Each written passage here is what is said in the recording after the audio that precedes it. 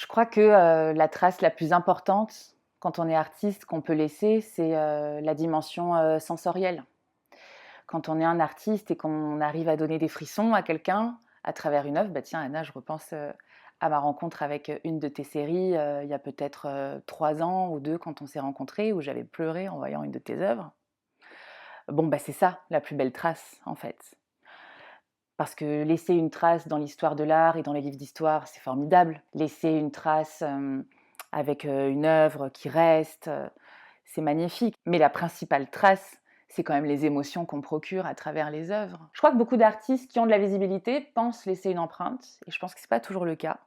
Et je pense qu'il y a des artistes qui ont pas, de visibilité, importante comme on l'entend aujourd'hui avec, l'ère, des social media, l'ère, des followers, ou même la presse, ouais, ce genre de visibilité, mais qui laisse des empreintes, des émotions auprès d'un public, euh, qui ont voilà, vendu des œuvres, qui appartiennent à des collectionneurs privés, qui intègrent aussi peut-être des fracs, mais ces artistes sont plus modestes en termes de visibilité, mais par contre, il y a réellement l'empreinte artistique finalement qui va perdurer.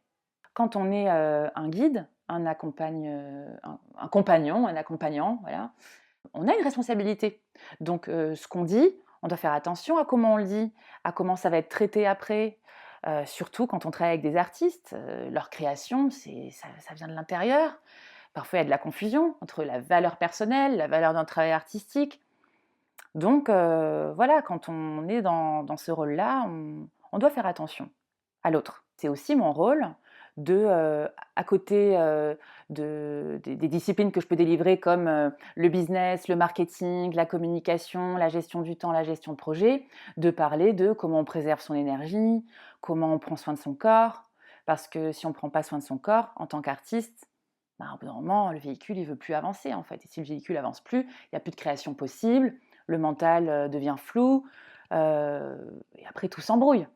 Être aligné, c'est, j'en parle souvent dans Maslow, tête, cœur, ventre. C'est se dire que on est parfaitement d'accord avec ce qu'on peut mettre en place, ce qu'on reçoit, et qu'on est OK avec ce qui se passe.